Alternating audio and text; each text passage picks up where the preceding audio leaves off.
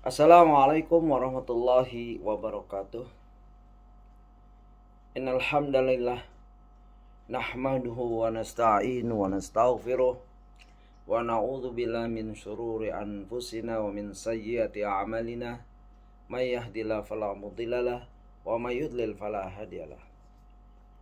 Wa asyhadu an la ilaha illallah wahdahu la syarikalah wa asyhadu anna Muhammadan abduhu wa rasuluh.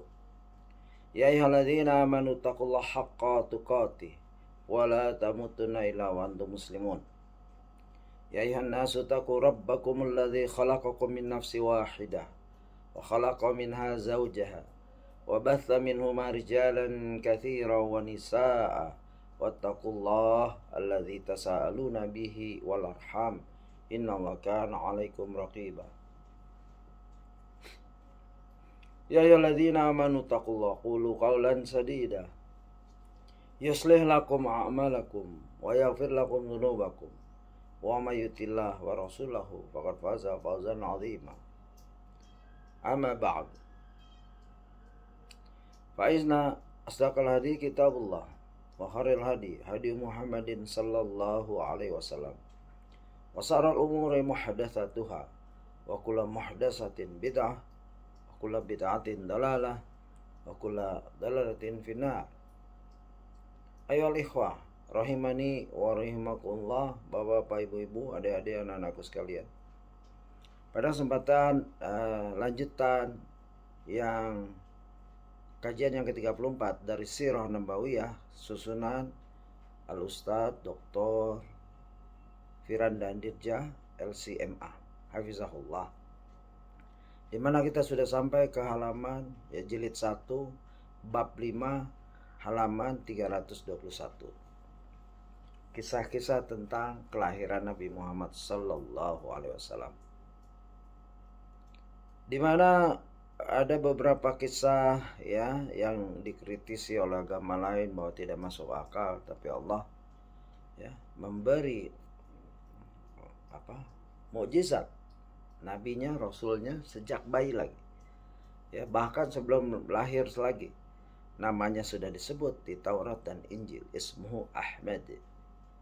Baik, kita lanjutkan.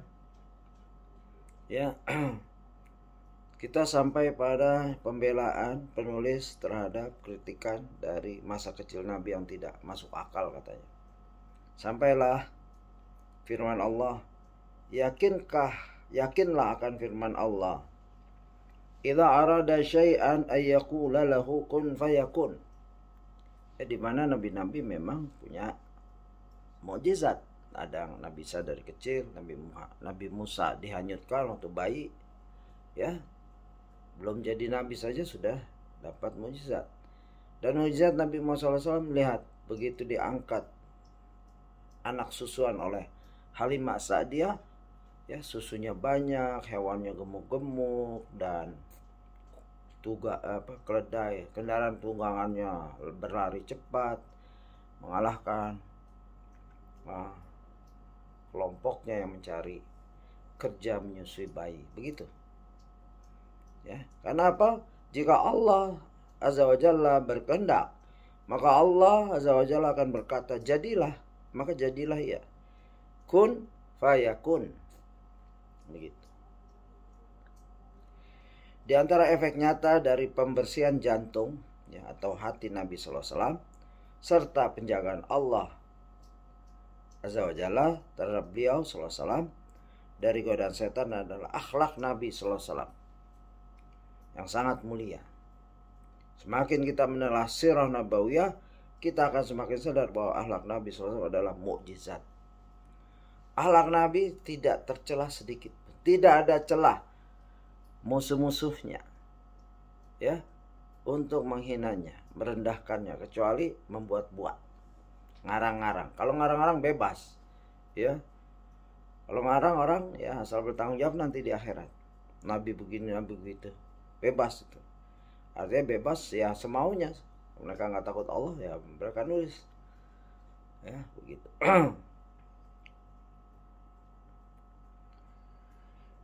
Dan akhlaknya sebagai mukjizat itu sendiri Ya, khuluquhu Al-Quran, sebagaimana Aisyah istrinya pendamping yang paling setia sejak muda menyaksikan bahwa akhlaknya Nabi itu Al-Quran. Jadi mukjizat. Akhlaknya Nabi adalah mukjizat. Allah Ta'ala berfirman, "Wa ma arsalnaka illa rahmatan lil alamin." Rahmatan lil alamin. Ya, wa ma arsalnaka illa rahmatan lil alamin.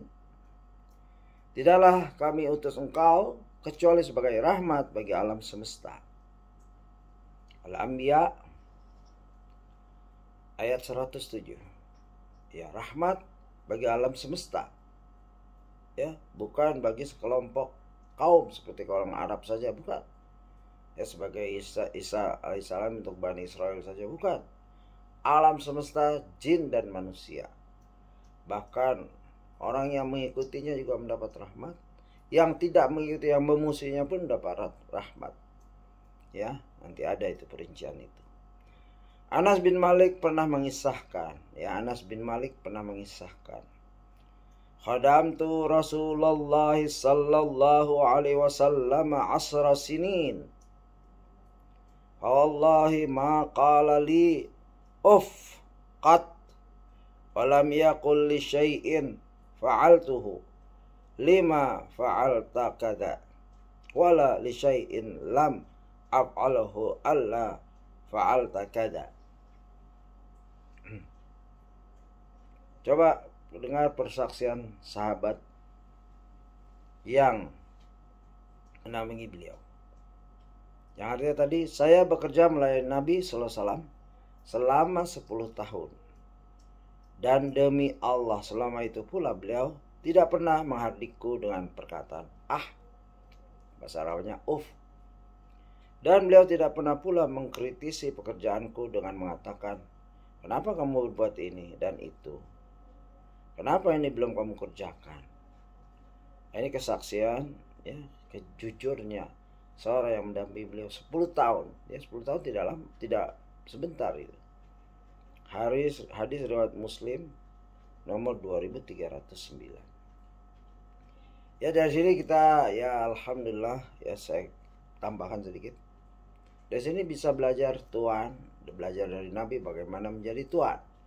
Khadim, pembantu, pekerja bisa belajar dari Nabi bagaimana, ya, dia melayani Nabi, ya. Begitu. Perhatikan bagaimana akhlak beliau sallallahu alaihi wasallam yang sangat luhur. Bahkan kepada pelayan pun, ya, kepada pelayan beliau sekalipun. Adakah di dunia ini seorang majikan yang tidak pernah protes atau memarahi pembantunya selama 1 tahun saja? Apalagi selama 10 tahun.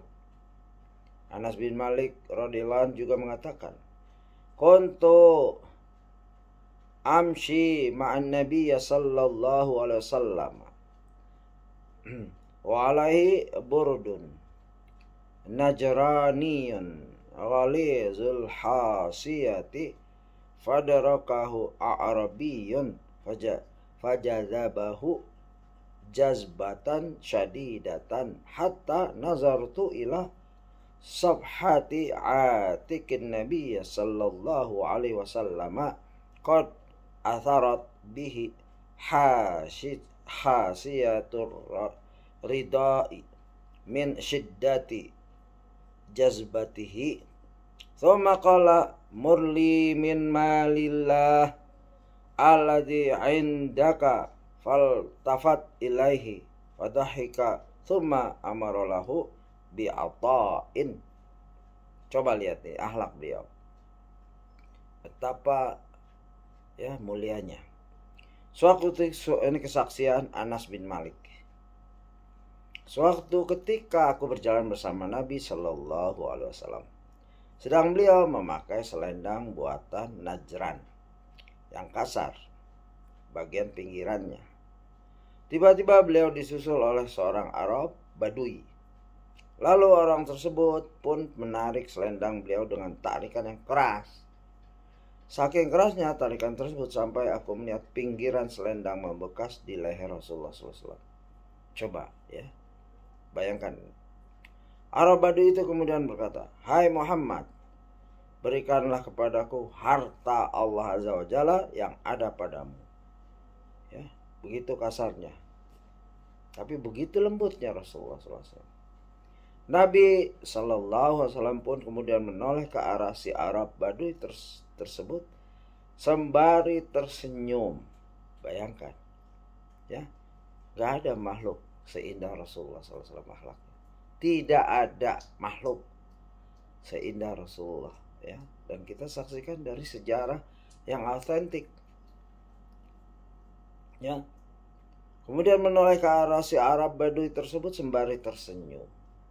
Sudah ditarik selendangnya, ridhonya, dan berbekas saking kerasnya karena ridhonya kasar pinggirannya. Menoleh dan tersenyum, lalu memerintahkan agar ia diberi sebuah hadiah. Ya, bayangkan, petinggi, orang yang paling mulia digitukan sama orang biasa. Badui biasanya orang-orang biasa, bukan menteri, bukan apa, nggak ada jabatan biasa di masyarakat pada saat itu. Ini hadis riwayat Bukhari 3149 dan Muslim 1057. Jadi dua hadis yang autentik sumbernya, yang harus kita percaya imani, sebagaimana kita mengimani Quran. Ya, begitu indahnya beliau. Ya, gitu. Kita kembali pada tulisan Ustadz Firanda. Subhanallah, alangkah luhurnya perilaku Nabi Muhammad SAW. Lihatlah bagaimana orang tersebut dengan kasarnya meminta harta kepada beliau SAW. Lihatlah bagaimana ia menarik Nabi SAW dengan kasar, lalu hanya memanggilnya dengan Muhammad tanpa sebutan Rasulullah. Alangkah tidak beradabnya. Tulisan Ustadz, ya. Namun demikian ternyata Nabi SAW sama sekali tidak marah. Jadi yang Badui alangkah tidak beradabnya. Ya, kalau Rasulullah alangkah beradabnya Rasulullah, ya, sudah mendarah daging, ya, merupakan mukjizat yang tidak lepas dari jasadnya Rasulullah. Dari zatnya Rasulullah itu akhlak, keindahan akhlaknya sudah mendarah daging, ya. Oke. Ya, itu salah satunya. Diangkatnya, dioperasinya, dia dibelahnya, dan dia dikeluarkan hal-hal yang buruk, tempat syaitan bercokol, begitu. Ini efeknya ini.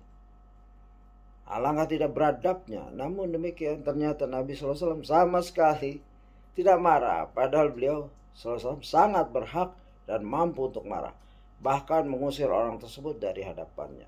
Namun ternyata beliau SAW malah tersenyum sembari memberikannya sebuah hadiah yang ia minta. Ya, kalau kita mungkin, ya, kita cintanya sama Nabi ya biasa-biasa aja. Banyak hal-hal yang mengganggu kecintaan kita pada Nabi. Tapi ngeliat kayak gitu mungkin kita akan marah, ya, kepada orang Badui tersebut. Nabi tidak. Anas bin Malik radhiyallahu anhu juga menuturkan, masuk ila Rasulullah sallallahu alaihi wasallam alal islami syai'an illa a'tahu. Qala faja'ahu rajulun fa'atahu ghanaman baina jabalaini faraja ila qaumihi faqala ya qaumi aslimu fa inna Muhammadan yu'ti ata'an la yahshal faqat.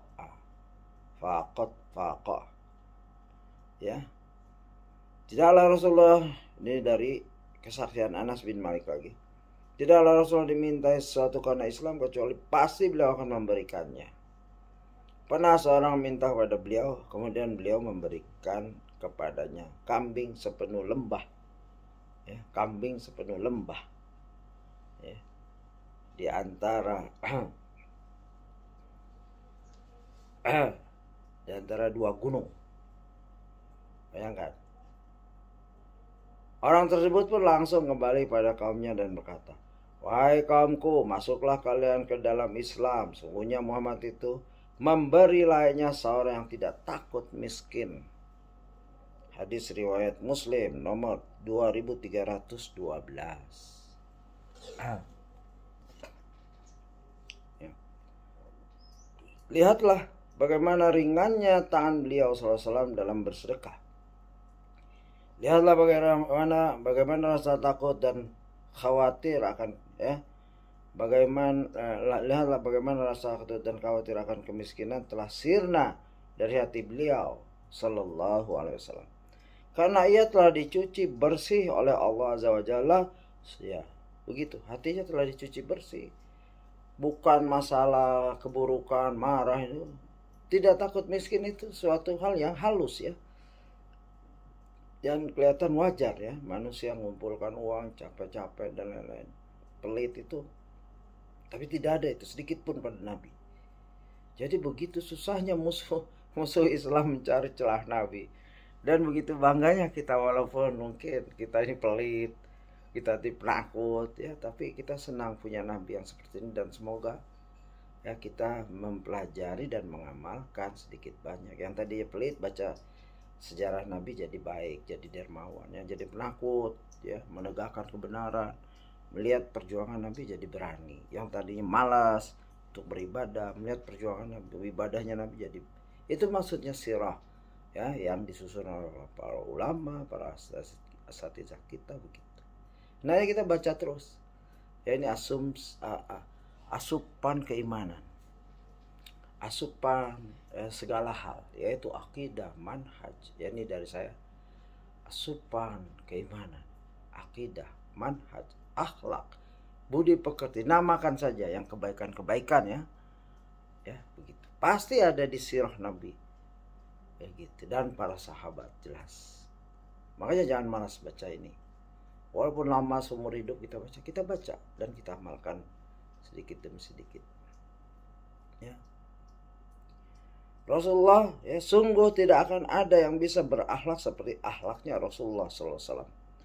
Meskipun kita diperintahkan untuk berusaha meneladani beliau ya SAW semaksimal mungkin. Perintah tetap ya, usaha tetap, tapi tidak akan sampai seseorang itu ya menggapai akhlaknya Rasulullah sallallahu alaihi wasallam. Tapi harus berusaha. Abu Bakar berusaha meniru kekasihnya yaitu Rasulullah sallallahu alaihi wasallam. Umar berusaha meniru kekasihnya itu Rasulullah SAW. Sekurang-kurangnya beliau meniru akhlak Abu Bakar. Ya, Utsman berusaha meniru akhlaknya Rasulullah SAW. Kalau tidak bisa, dia sekurang-kurangnya berusaha mirip dengan Abu Bakar. Kalau nggak bisa juga, sekurang-kurangnya dia berusaha mirip dengan Umar radhiyallahu anhu. Begitulah para sahabat besar yang 4 ini. Ali radhiyallahu anhu berusaha meniru Rasulullah SAW semampunya. Kalau tidak, sekurang-kurangnya beliau berusaha mengikuti jejak Abu Bakar dalam meniru Rasulullah SAW. Kalau tidak bisa, beliau ya Ali berusaha meniru Umar bin Khattab dalam mengikuti mencintai Rasulullah SAW.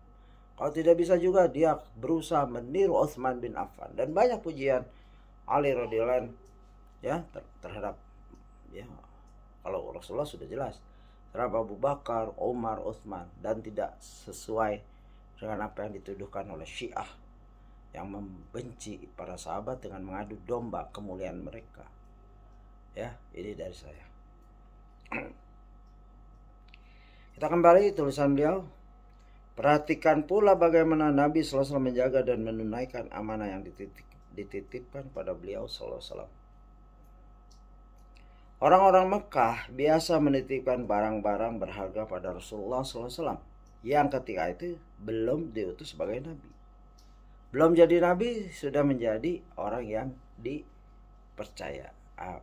Amin, ya, terpercaya di kalangan Quraisy. Belum jadi Nabi lagi. Gitu.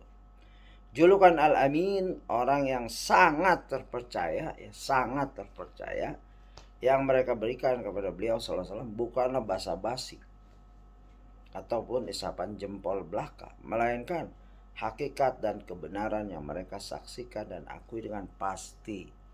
Ingat itu, bukan pencitraan, bukan basa-basi, bukan pada cari muka ke Nabi, bukan. Itu karena hasil dari akhlak Nabi yang tercermin ya pada tubuh Nabi, perilaku Nabi, sehingga mereka, oh ini orang Al-Amin, ini pemuda ini Al-Amin ya, karena diutus pada 40 tahun ya, masih pemuda lah. Setelah beliau SAW diutus menjadi nabi dan diperintahkan untuk berdakwah, mulailah kaum kafir Quraisy mengubah julukan Al-Amin ya menjadi Al-Kadzab. Ini jahatnya ya, syaitan menghembuskan kedengkian ya, iblis nih dedengkotnya menghembuskan dengkian, sebagaimana dia dengki kepada Adam, dia dengki ya, dia turunkan ilmunya ini kepada para kaum Quraisy, dengki pada Nabi ya, Nabi jadi Nabi, Nabi Muhammad SAW menjadi Nabi, maka mereka dengki. Yang tadi Al-Amin, yang sangat terpercaya, menjadi Al-Kadzab, si pendusta, As-Sahir, si penyihir, Al-Majnun, si gila. Naudzubillah, jahat sekali. Saya tidak tega membacakan ini untuk Nabi kita, walaupun sekedar mengutip ya, tapi sungguh jahat ya, sungguh jahat, gak pantas ya, kita nyebutnya juga gak pantas sebenarnya. Kalau ada sensor, disensor kata-kata ini untuk kita, karena kita tidak tega mendengar julukan-julukan ini ditujukan kepada Nabi kita tercinta. Semoga Allah mengampunkan dosa-dosa kita dan Allah mengazab orang-orang yang telah memanggil Nabi kita tercinta Al-Kadzab ya, As-Sahir, si penyihir, dan lain-lain. Dan itu sudah banyak ayat-ayat nanti, dan berbagai gelaran buruk lainnya. Namun anehnya, meskipun pada siang harinya mereka menjuluki Nabi SAW dengan berbagai fitnah dan keji, mereka keji tersebut, namun mereka masih saja menitipkan barang-barang berharga mereka pada Nabi SAW. Memang orang kafir itu suka, hatinya beda, lisannya beda, dan lain-lain, tingkah lakunya beda. Habis julukin Al-Kadzab, sihir itu, tapi nitipin barang lagi ke Nabi, kan aneh ya. Begitu. Mereka masih saja menitipkan barang-barang berharga mereka pada Nabi SAW. Hati kecil mereka masih sangat meyakini bahwa Muhammad Sallallahu Alaihi Wasallam adalah sosok yang paling amanah dan jujur di muka bumi ini.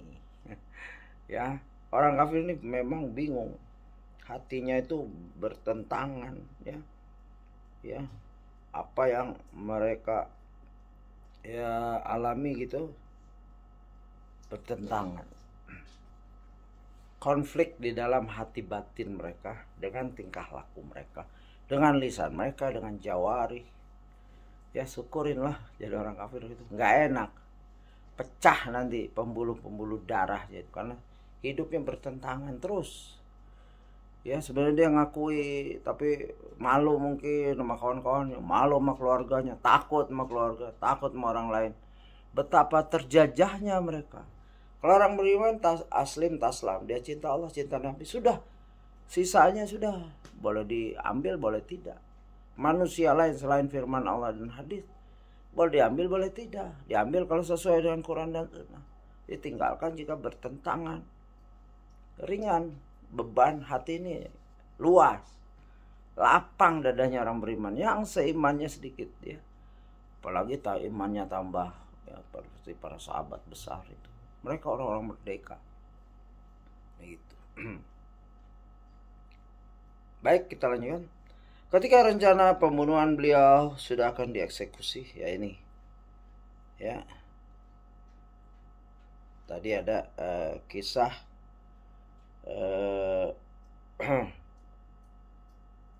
bahwa beliau ujung-ujungnya akan dibunuh.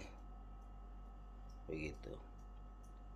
Ketika rencana pembunuhan beliau SAW sudah akan dieksekusi, Nabi SAW diperintahkan oleh Allah Azza wa Jalla untuk segera berhijrah menuju Madinah. Namun Nabi SAW ya, tidaklah mengabaikan barang-barang yang pernah dititipkan kepadanya, apalagi membawanya kabur. Itu kita kayak naudzubillah. Musuh mau ngebunuh, tapi barang-barangnya masih ada di tangannya. Kan aneh. Ya, coba kalau kita berpikirnya, wah daripada saya dibunuh, saya bawa kabur aja. dia musuh saya ini. Tapi tidak. Beliau dengan yakin, ya, dengan tidak ragu-ragu. Ya, Nabi SAW tidaklah mengabaikan barang-barang yang pernah dititipkan kepadanya. Apalagi membawa kabur. Beliau SAW ternyata menugaskan Ali bin Abi Thalib, ya, radhiyallahu untuk standby di Mekah selama 3 hari. Guna mengembalikan barang-barang titipan tersebut kepada para pemiliknya. Subhanallah, ya, ini penulis Ustaz Dr. Firanda. Subhanallah, bisakah Anda membayangkan akhlak yang sangat mulia ini? Seandainya pun ternyata Rasulullah SAW memutuskan untuk mengabaikan atau bahkan membawa kabur semua titipan tersebut, tentu akal sehat kita masih menerimanya. Ini akal kita memang akal jahat, ya. Tidak ada pada Nabi itu. Tidak terbetik sedikit pun. Bahkan menugaskan, ya, orang yang paling dekatnya, balikin ya ini mereka mau bunuh saya. Ajib, ya. Ya, orang-orang kafir nih ngelihat ini, kalau dia sempat baca, semoga dia masuk Islam dengan kisah-kisah Nabi kita ini. Ya, kalau orang membaca, orang yang ada kebenaran di dalam hatinya mendengar kisah ini, mungkin dia masuk Islam, maka sebarkanlah, ya. Gitu. Dan ini autentik, bukan ngada-ngada, bukan saya sih penulis siapapun nggak ada kepikiran untuk bercerita seperti ini kalau nggak ada sumber yang benar. Emang gampang ngarang. Ngarang bebas gampang, ya, pertanggung jawabannya di sisi Allah, ya, begitu. Jadi sini penulis, subhanallah, bisakah Anda membayangkan akhlak yang sangat mulia ini? Seandainya pun ternyata Rasulullah SAW memutuskan untuk mengabaikan atau bahkan membawa kabur semua titipan tersebut, tentu akal sehat kita masih menerimanya. Bagaimana tidak? Sementara para pemiliknya sama sekali tidak tahu balas budi, bahkan berkali-kali menyakiti Rasulullah SAW. Begitu. Dengan berbagai cara. Namun ternyata Nabi SAW yang mulia malah bersikap demikian. Sudahkah Anda menyadari mukjizat yang terkandung pada akhlak beliau? Sudah dengar gini masih ragukah? Ya, masih ada keraguan? Kalau Nabi itu benar-benar Nabi, benar-benar hamba Allah pilihan, Al-Amin, yang terpercaya, dipercaya oleh Robnya, pencipta alam semesta, dan dipercaya oleh para sahabatnya, ya, dan dipercaya orang kafir. Ini yang paling aneh. Ya, musuh, ya, Nabi dianggap musuh sama mereka, tapi mereka percaya. Begitu. Di antara pelajaran penting lainnya yang bisa kita petik dari kisah pembelahan dari Nabi SAW adalah bagaimana agar kita bisa menundukkan akal kita di hadapan wahyu Allah. Ya, ini penting. Ini pelajaran akidah dan manhaj, yaitu akal harus tunduk kepada wahyu. Bagaimana agar kita bisa mengimani segala yang tertera dalam Al-Quran maupun Sunnah dengan penuh keyakinan, meskipun terkadang zahirnya tidak sesuai dengan akal dan logika kita. Allah Ta'ala berfirman, wa yas'alunaka 'anir ruh qulir ruhu min amri rabbi wa ma utitum minal ilmi illa qalila. Mereka bertanya kepadamu tentang ruh. Katakanlah, roh adalah urusan Rabbku. Tidak diberi ilmu kecuali sangat-sangat sedikit. Surat Al-Isra ayat 85.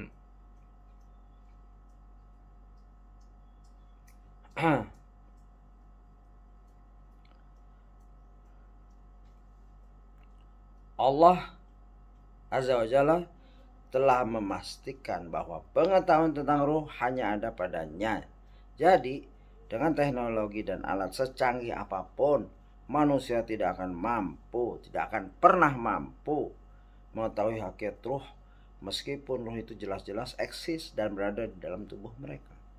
Apabila kita datangkan 100 pakar untuk meneliti tentang ruh, mulai dari saat sakaratul maut sampai keluar ruhnya, ini saya akan melahirkan 100 pendapat pula, bahkan lebih.